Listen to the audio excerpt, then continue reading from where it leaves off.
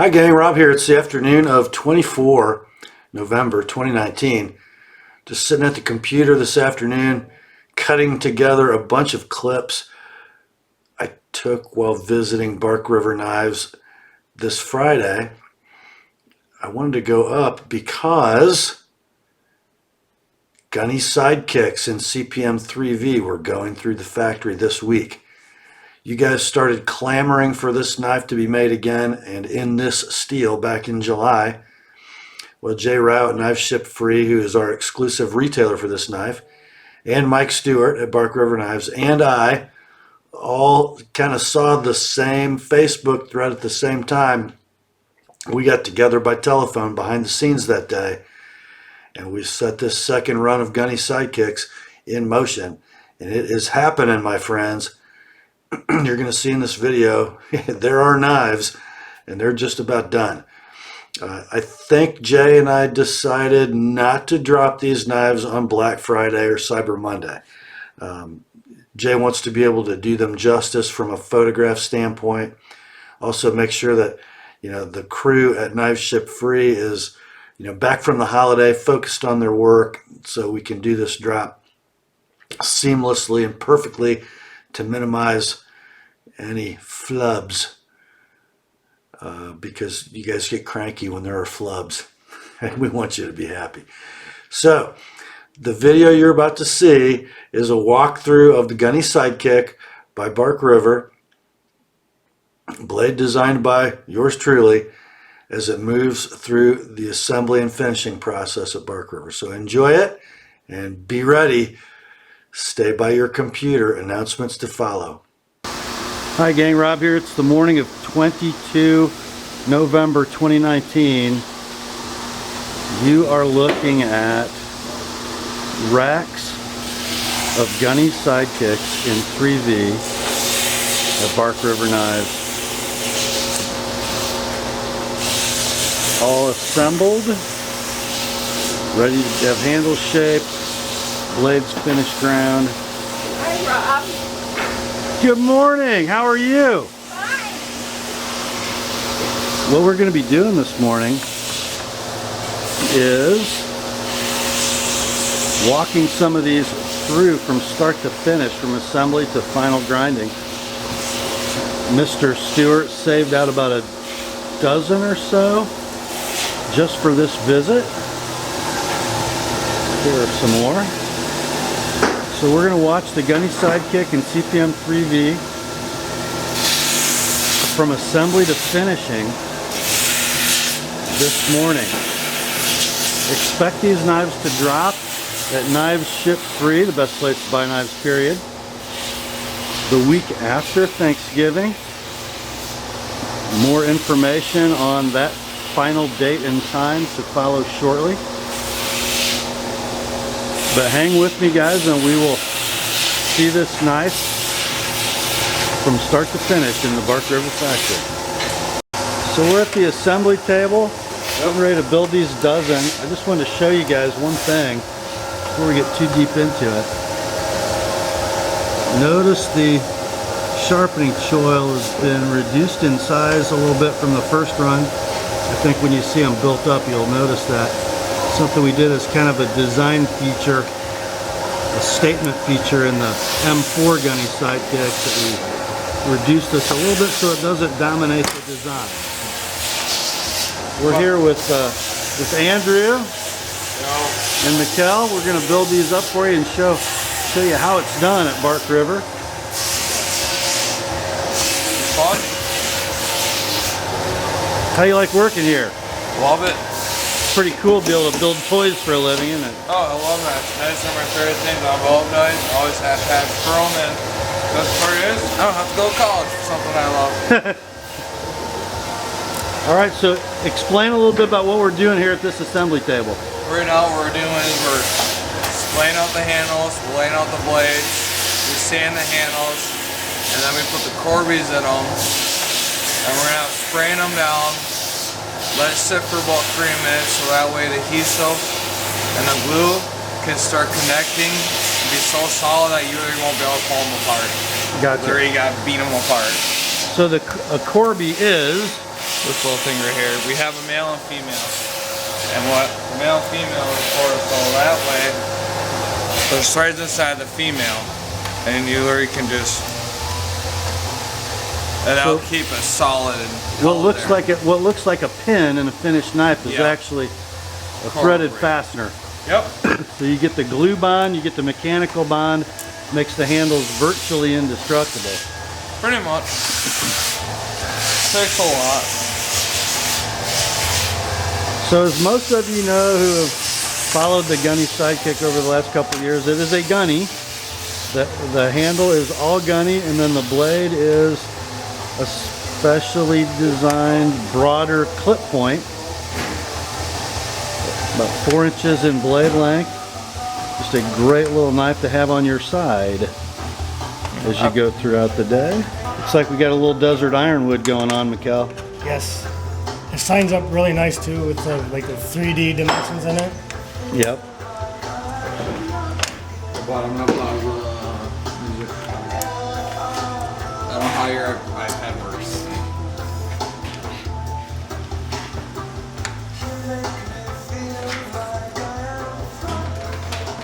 Some of them are a tight fit too. We like that. Yeah. Oh, it makes nice. It's nice when they're tight because we don't have to worry about nothing. What's up, bud? Nothing. Do you remember the Pugo? A Pugo? Yeah, Pugo. And he's like, I hate these So things. Mikkel is setting the Corbies in the handle material and getting everything ready to go to glue. Yep. Spray the activator first down, what we're gonna do here in just a second. That's what Andy's doing right now. So Andrew is spraying the components with the activator. Yep.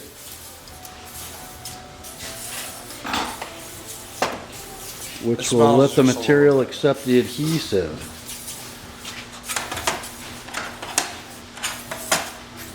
When we get done spraying the activator, we let it set 3 minutes. And then after that, we start gluing and building. Gotcha. Set timer? Yep. All right, 3 minutes has expired. It's time to start applying adhesive.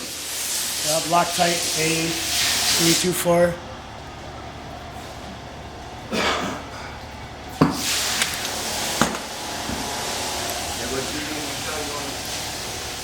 Company or what? We got to run this build real quick. Is it gonna take you long? It might take like 7 minutes, 10 minutes, depending on how the Corbies go.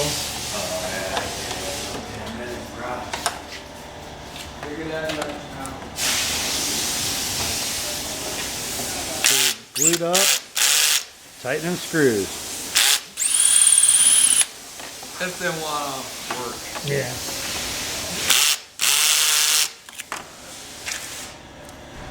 Then it gets passed over to me. I clamp it. Nice and tight, so in that way, if there's any like little gaps or whatever in the handle, it seals it completely solid. And once in a while, we get glue in the back of these, so we literally take this, clean out the lanyard, get all that glue and stuff off. So there's one.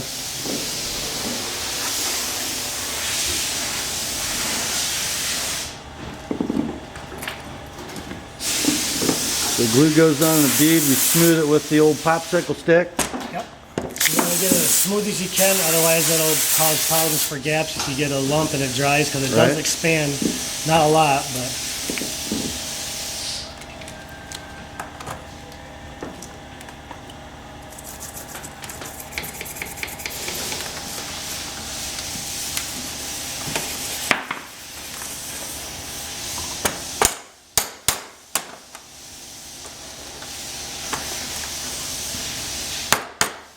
And also, if you don't have the Corby set all the way down, they'll have a break through, what they call in the pins.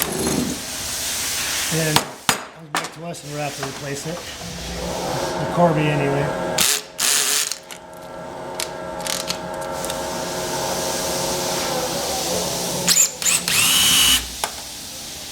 Something like that, sure. Yeah.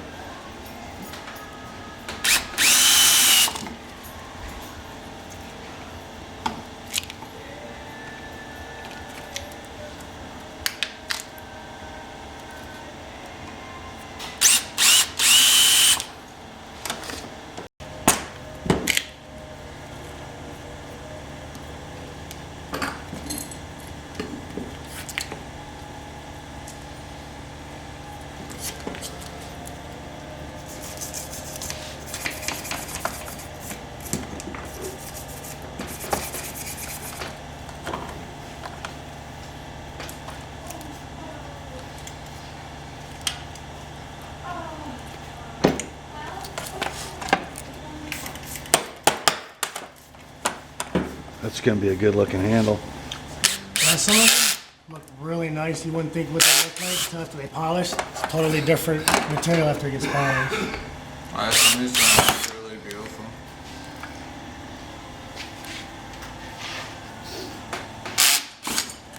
There you go.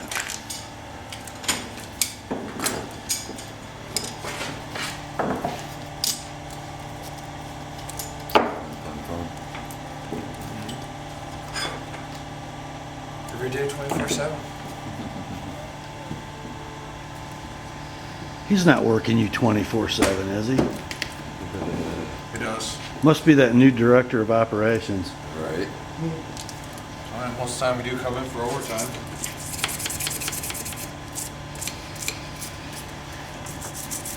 Depends when we got finished, depends. We got finished building. Sometimes we're here from 9 to 4:30, 9 to 2, 8:30 to 3. Whatever needs to finish up during the weekend, then we can finish up on Friday. Look at that piece of wood. My goodness. Oh yeah, there's a lot of beautiful material that come through. So both you guys been here for a grind in? Yes, Yep, I have. I've been here for 2. I was here for my first one. I missed September. First one I've missed in 3 years. It wasn't bad. It was nice. That was actually, grind was the first time I did actually the gluing and the clamping and cleaning. You got put right on the spot. Right on the spot. Scared, they like freaked me out a little bit because they're telling me about all this stuff. There's gonna be this many people, a lot of this and that. I'm like, listen, I remember good enough, like, you'll be fine. They're freaking me out. I came in, I had a blast. I had It's fun. I did, had a really good time. And the people who pay to be here so appreciate what you guys do. Oh, You know, they, it was nice. I actually got to talk to a lot of people. It was pretty cool. And we also give the people when they come in, ask them if they want to build it themselves, walk them through it. Yep. yep. Yep. That's really nice. It's interesting how many people come from like distances here on a Oh. grind Yeah, and there's just a- to Guy that came from Australia. He Yeah. brought his kid. He makes some pretty neat little knives themselves. yeah, that was really cool. And then they showed him how to hog a handle out correctly and sharpen and grind the blade down. We've had a lot of Australian guys. I would love to go to Australia, but my reason to go to Australia is literally because I want to like run up to a wild kangaroo, touch it, run away, and try to live from it. Kind of my bucket list in life to do. I thought it'd be neat. And then try to use the least amount of glue as possible because it still sticks really good. If you use too much, it's excess and it still messes up if you don't get it all the way off. It messes our belts up, so we're trying to get most Right. of the glue off ourselves. It makes our belts last a little longer. That's what it should turn out like inside the clamps. Right there, how that is, how clean that is. Yep. That's what we look to do. That's my job on clamp clean. At least get clean enough that where you can literally just take out a clamp and put it on the rack. It has a nice shine to it. Well, Mikkel's putting together the last one of this dozen.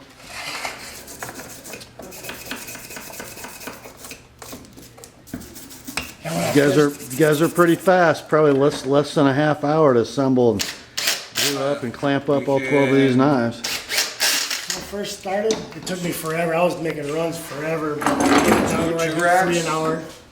3 racks. Some days we'll get 4 in. How many's in a rack? 12. So we mostly get about 6 or more within an hour done. So about 3 dozen an hour. That's pretty good. That's what we're supposed to get out is 3 racks an hour, yep. That's if we have all the handles are ready to go and all the blades are ready to And we always wipe our table down, because with the activator sprayed down, any little bit of glue drops, you stick a handle down and it'll stick to the table. You don't want that. Nope. go. And It, that's it, a run. makes it a pain. Makes the cleaning process a lot longer. Okay, so when you guys are done with them, they go where? On a rack. Yep, and put them up front. On a rack. And then they go up there, we'll mark them down, and they get sent to the back. Now what I'm doing is I am taking these out of the clamps, and I take my clamps, I look, make sure there's nothing on the blade. And if there's no glue or nothing on the blade, And that's really, really important if there's any glue right in front of the handle on the ricasso, because you really can't get in there no, they can't. when we're finishing the knife. That's how we want it to look by the time we get done with clamping and cleaning it, dude. Right. That's how I want it to look. Super glue is. Sometimes it doesn't always work that way because we're, going home. We don't get the table wet, so sometimes. And viewers who watch videos of knives that I built will always see a little bit of glue in the front of the handle because I suck. No. I've been doing it a lot. I've been doing it good enough. Cleanable. I was horrible at first. When I was horrible when it came to clean, but after a while I got it down. Oh, sometimes I think I got one clean, I get it all done, I'm like, oh man, what's that glue doing there? I've run into that. I'm like, man. Yeah. But then sometimes the wire brush is so sharp that I don't realize. Right, so right, it right. doesn't pick up all the glue. All right, next stop, handle shaping, I think. Yeah. Yeah. Yeah, we'll break these down. They'll go a little back and they'll shape them, they'll shine them up, and make them look nice. And coloring and how it comes out, it's beautiful. Beautiful. It's just wonderful. It's like developing a picture, isn't it? Pretty much it. Yeah. Pretty much is. Watching that rough handle turn into a finished handle, it's awesome. Honestly, man, sometimes we don't get all the glue off, so what we usually do with the little spots is just take this and here and there you just, Yep. and it comes Little right razor off. blade. Yeah. Yep. And you just take a rake. So Andrew, Mikkel, thank you for walking us through this. No problem. You'll be live on YouTube next week. Or not live, but on YouTube. Awesome. You don't have anybody looking for you, do you? I don't know. I mean, if you count maybe about 3 crazy X's, Oh, never mind. We'll edit that. I have no problems. that's okay though. I'll be good. Put it on YouTube, man.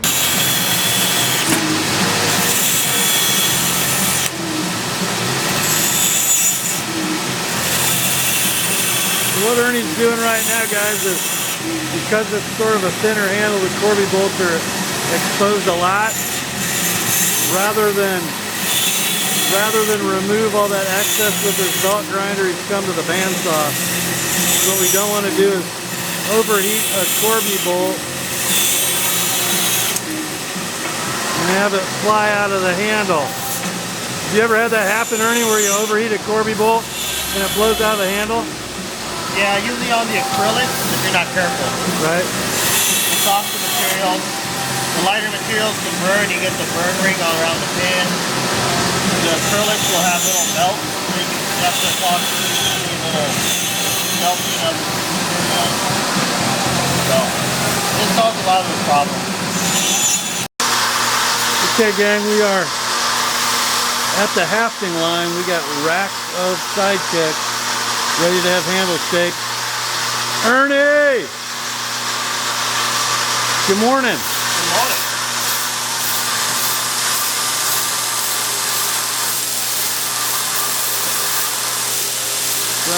Grinding the fins off.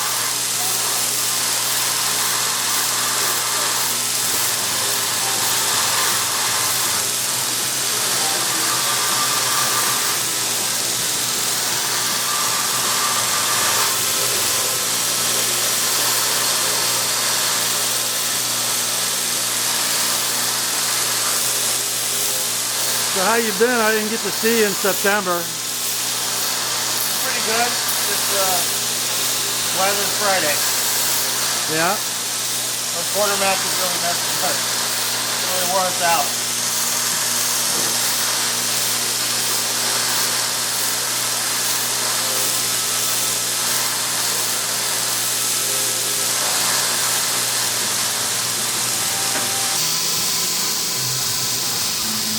Now we're at the first hafting station with Rob Cox. Yay! What are we doing today, Rob? We're working on a Gunny Sidekick. We're going to smooth out the pins and finish tape out the handle, get all the machining marks out of it. Awesome. You guys have seen Rob before on the channel. He is a master at what he does. We have a whole rack of black canvas micarta. That's much carbon fiber. Is it really? Yep. We're gonna die. 3 feet. That way it gets a little bit quicker.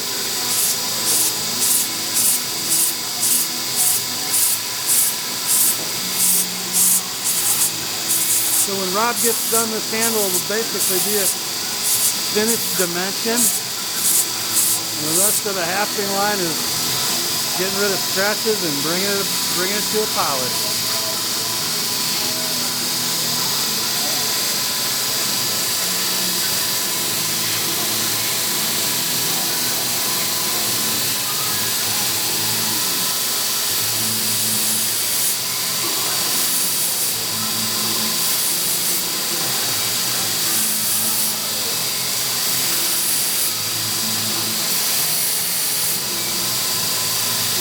There she is. She's ready to move on to the next step. All right.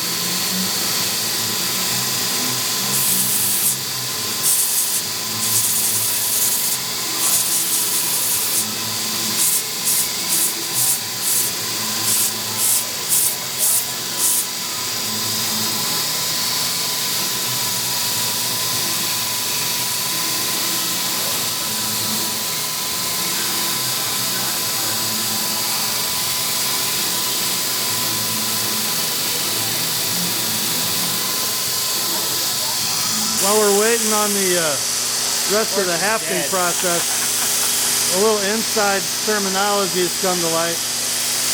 Rob, what is it? You don't want your viewers to know about P1 adoption. Oh, the Mexican What hog is? job? Yeah, that's what you call Ernie's part in the process. The what? The Mexican hog job. The Mexican hog job. What I get for being the only beaner in the shop. I guess. It is what it is. Okay, we're at our third station on the hafting line with Carl. How you doing, Carl? Just refining the scratch pattern a little bit. Cleaning up Rob's work. Yeah, I leave them a mess.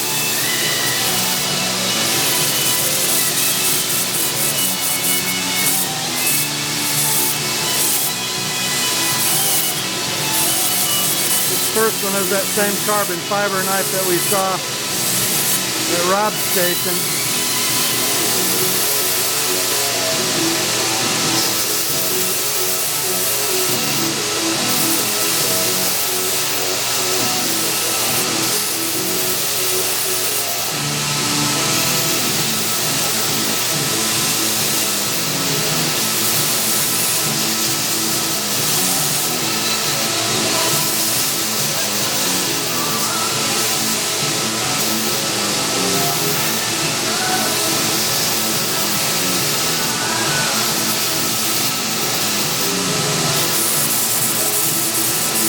Gives you a great picture of all the handwork that goes into a bark river knife.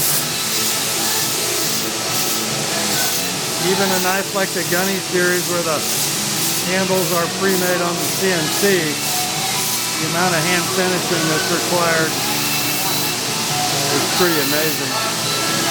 No two alike, each one different.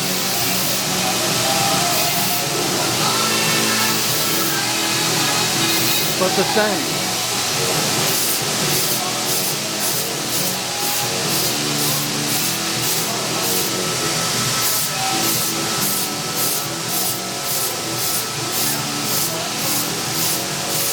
fun.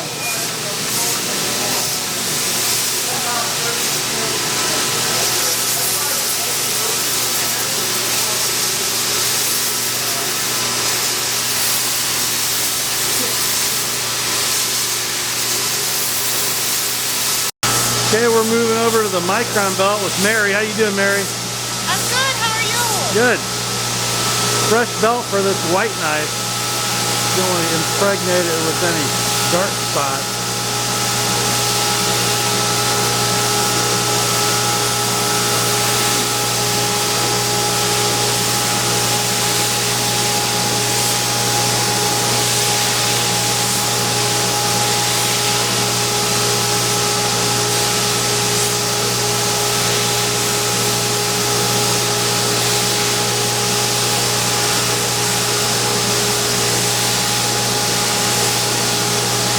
Look at that depth and gentle touch.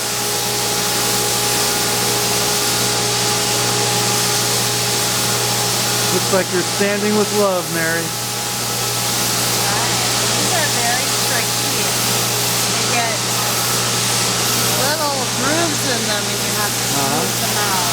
That white makes it kind of hard to see the scratches, doesn't it?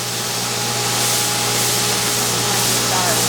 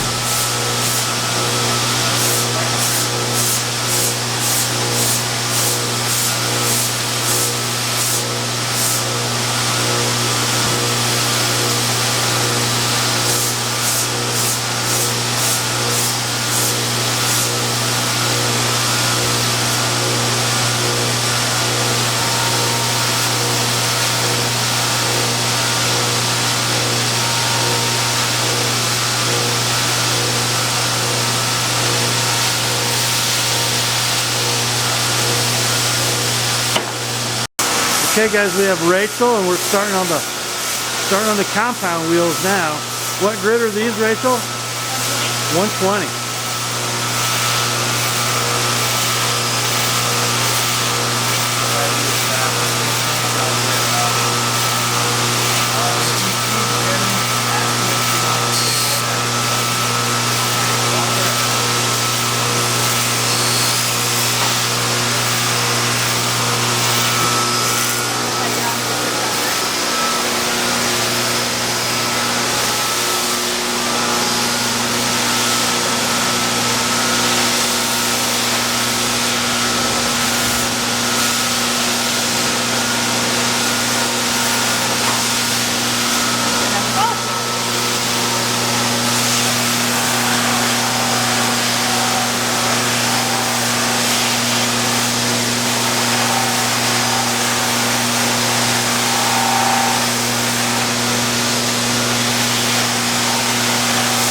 So guys, this polishing wheel uses that wax-based rouge compound. This is the white, right, Rachel? Yes, I'm using white because it's a white blade or handle. White handle. Pink would be okay, but sometimes it seems like a grayish tint to it. Right. So I use white on white. So this is where we're gonna start to see what this handle is gonna really look like when it's done.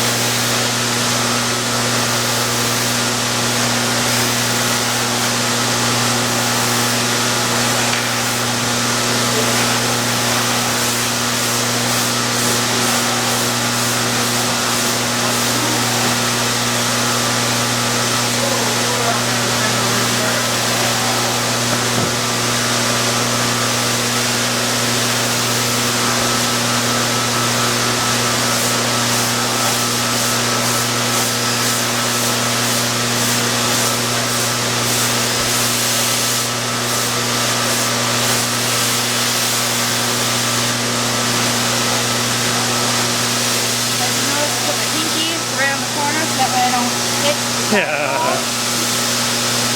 Don't do that a couple of times.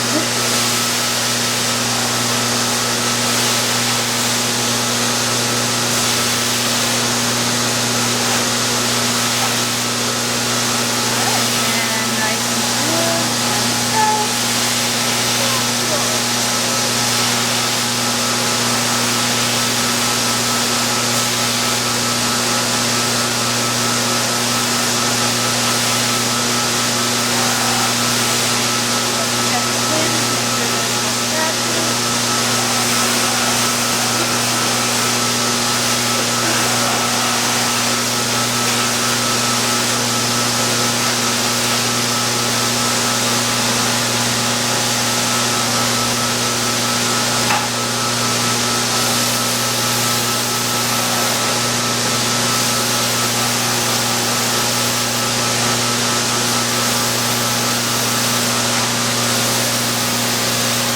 Yeah, buddy. And then we stick it in the rack to go to the other side. I think it's pretty easy to see why they've got you polishing. Why? Because you got a very detail-oriented eye. Yeah. Try to pay attention. Okay, we're on the blade side of the grinding room with Nathan. He's dressing the profile of what's going to become the edge. He's going to convex that flat bevel ground blade face.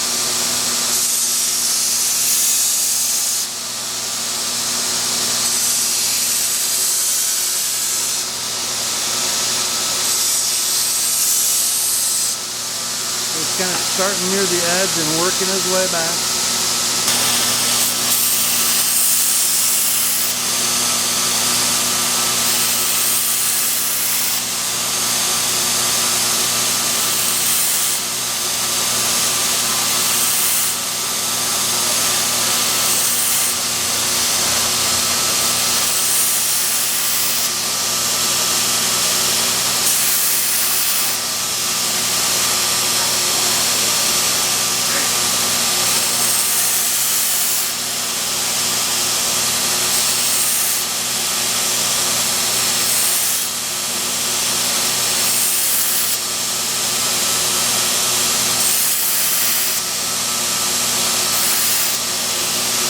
Nathan's trying to establish that line between the flat and the convex bevel.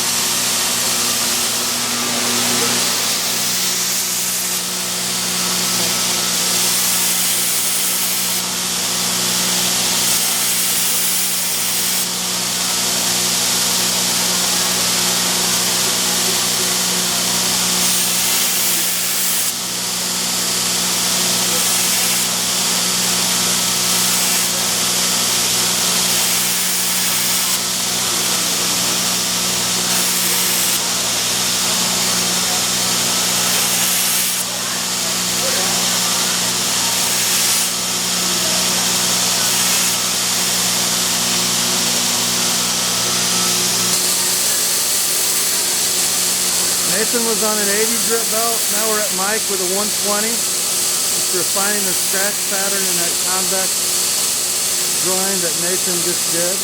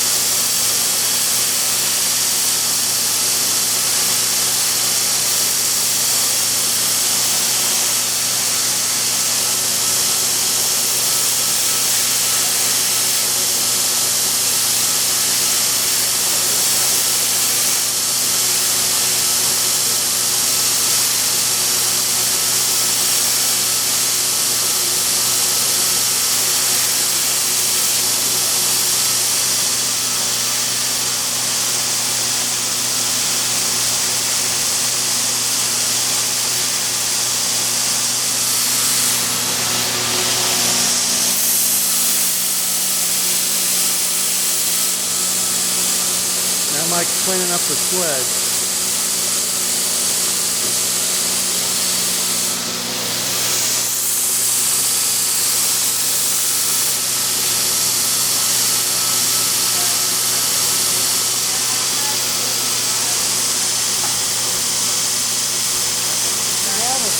It's awesome, Mike.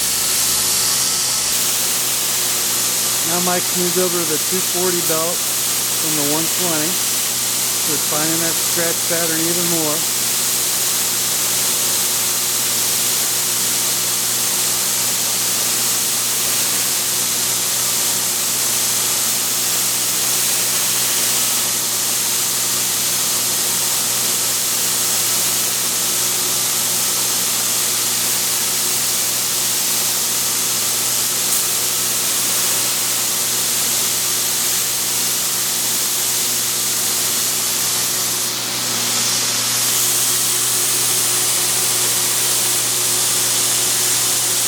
So tough to get the base of the edge without messing up that plunge line, keeping it symmetrical,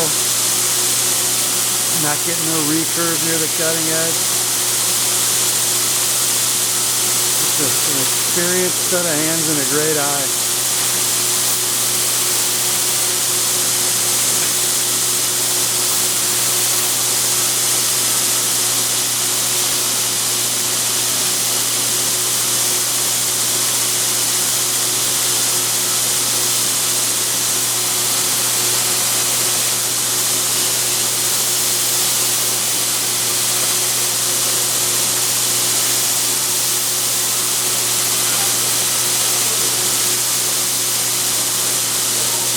This side one more time. All right.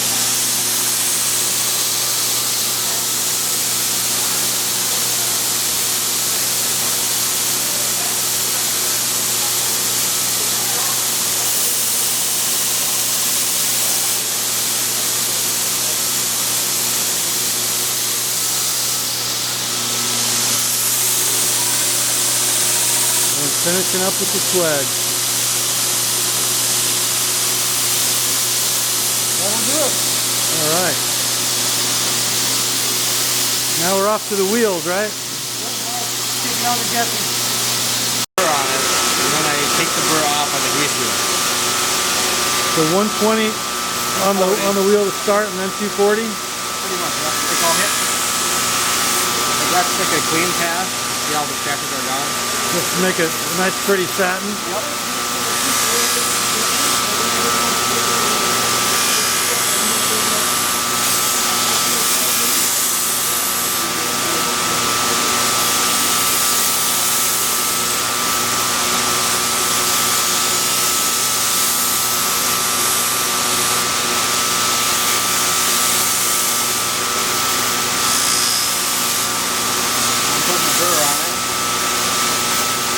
So notice Jesse's angle's increased. He's actually getting to the edge, kicking up a burr.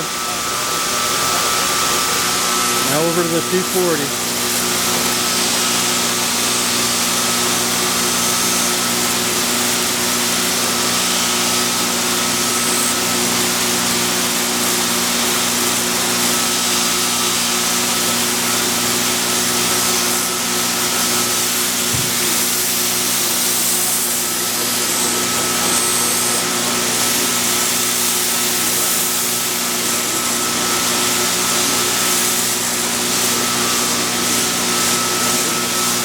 This is a grease wheel. This is a grease wheel. Yep. So black compound. This will be the edge only, right? Yep.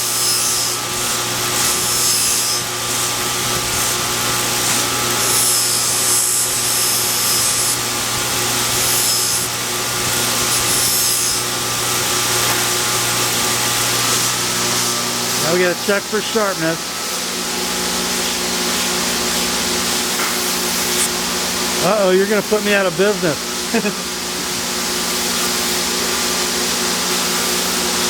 Oh, right to the tip. Look at that. Beautiful. That's Nice work. So then now we have a 240 wheel and we're going to satin finish it. Okay.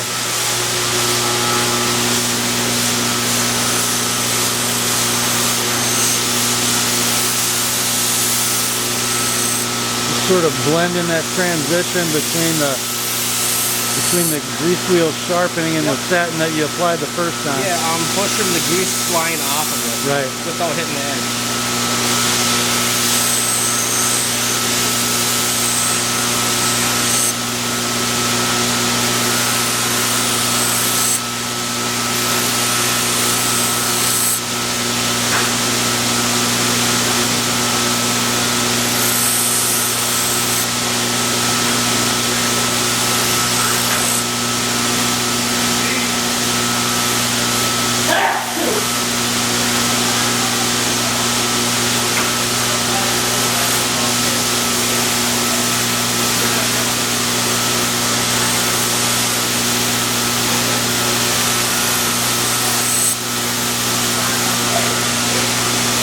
Oh yeah. Here, we'll put some on here. You got any left? A little bit. Oh yeah.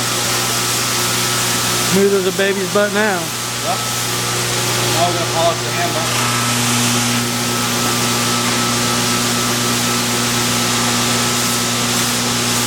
Sort of repolishing the handle. Yeah, just because my hands are really dirty Right. and stuff.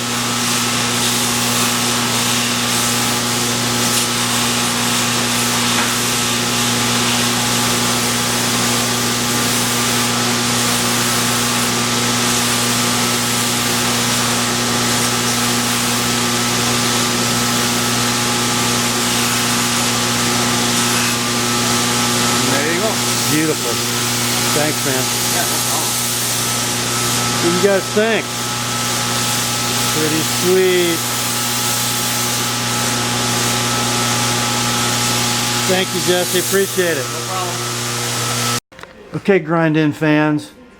Do you remember, was it last March? No, June. It was June of this year. Yep. Natasha Yeaton came for a Grind In and never left. Well, she actually did. Did. She went home, but then came back. And are you working here now? I am. Are you Do the really? photography. How about that? He sucks them in, doesn't he? Huh? Oh yeah, he really does. I watched the whole thing happen. Mike had his eye on you from the moment you got here, and he worked on you all weekend. He did. He did. He was totally, sugar, making everything look peachy keen. I know. Yeah, peachy keen, right. And Natasha brought with her Preston. Precious. She's a pretty girl.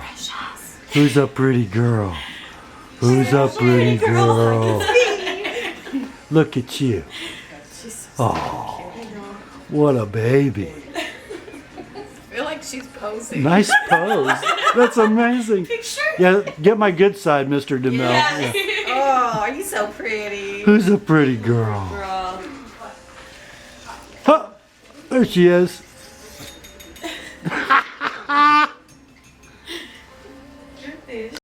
Okay, guys, we've got the last stop in the Bark River process. Cleaning, etching, getting ready for packaging. You girls make them look so pretty. And here's our little white knife.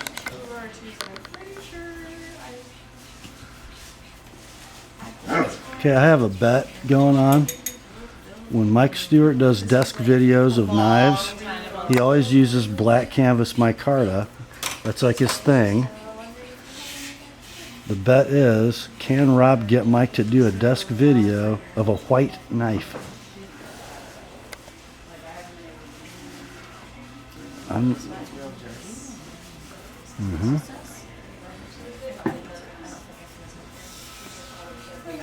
I think we can. I don't do that. Look at the pretty girl. Harlow. Harlow. Who's a pretty girl? Like that? Who's a pretty girl? Really? Are you singing? See, I'm really weird about that. Like, And then we got Ein. Where's Ein? Here's Ein. Ein is now a svelte 130. say that like when I was. Ein. I'm always like, hi. High five. Oh, what a good boy. High five. Come on. High five. High five. You're lazy. I was gonna say it. And then we have our little ray of sunshine, Think in my head before I bring it first. Miss Jacqueline. Having a really good day. Nobody believes that. Nobody believes the dimples or the smile. I have them. Yeah, but they're totally fake. They are. Yeah. How are It's they fine. fake? How do you fake dimples? Well, they're not fake. They just don't represent what most people Oh, yeah. would expect from a smile and dimples. You know, like they're on the face of some really sweet person. Like my daughter. Yeah, but not like Jack. Not Britt. like One Jack. of you two. My daughter. She has a little dimple under her chin. She does. Yeah. She's a cutie. Oh yeah. They're on the screen in there, but the screen's got stuff up on it. So. And then somewhere over here we have Miss Angela. Angel. We've let her out of the handle room. Only when it's not grinding time. Here I am sitting here with our good friend Rob Bixby, using that friend term kind of loosely. Goes without saying. Goes without saying. But you've been here now all day. Yeah. We have allowed you to walk through the shop and go through every step on the new Sidekick. Yeah. How do you feel about the process? It went very well. The assembly guys were awesome. Looks, you've got some new people working on the hafting line, and We do. They're We catching do. on quick. Do you like the fact that there's ladies on there? Yes, and I'll tell you what, Rachel, you've got her in the right place. Her eye is amazing, and she is super detail oriented. Yes. Nothing leaves her station until it's perfect. Well, we have the saying about that here, is that women have a much better eye for detail. They're not going to let stuff slide like you and I would. That's good enough. Guys do that. Having Mary and Rachel at the end of the line makes everything perfect, or they kick it back. Absolutely. I'm not saying that Rachel's high up on the hit parade to the other people on the line. She's very pleasant, but if there's something about that knife she doesn't like, they hear about it and she expects them to fix it now. It's very interesting, and it's very comforting to have her on the end of the line. She's really good. Yeah. And we really enjoy having her here doing that. And Mary is right in front of her, so Mary does the step before hers. So it's really funny because when she finds something, she doesn't bring it to Mary, because it usually wasn't Mary's mistake. It was somebody else in front of Mary. Yeah, and they work really well together. They do. They do. And Rachel fit right in with the crew instantly. She had to punch a couple guys out, but it was not a big issue. They took it like a man. Yeah, the crew is really working well together. The knives look beautiful. They just look beautiful. I'm really happy with the change that we made in the choil.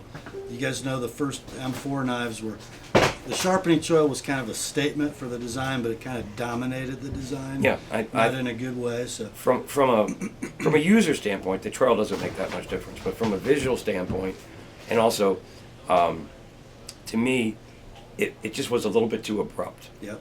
And the changes that we made in it, I think, make the design flow a whole lot more. And to me, that's important with anything we do, is that you have that visual tension between the blade and the handle. Absolutely. Plus, a wise man taught me that concept. A wise man taught me that concept. His name was Bob Lovelace. And I like the way it feels in the hand. I like the way it balances. The balance point is really right at or just behind the first finger. Yeah. They're full tang. They're not skeletonized. Right. And with the fact that they're 3V means you can really use them hard if you want, or you can use them for detail work. Yeah. Because the edge is nice and thin on these. I like the way the geometry worked out on this. Slightly thicker behind the edge than the M4 knives were, Yes. but not much. They're not wedgy at all. No. They're still going to be a vicious cutter. Yes, I agree. And I think a successful product, sir. I do too. Thanks for your help. Enjoyed the Really project. appreciate it. Me too. Thanks, Ross.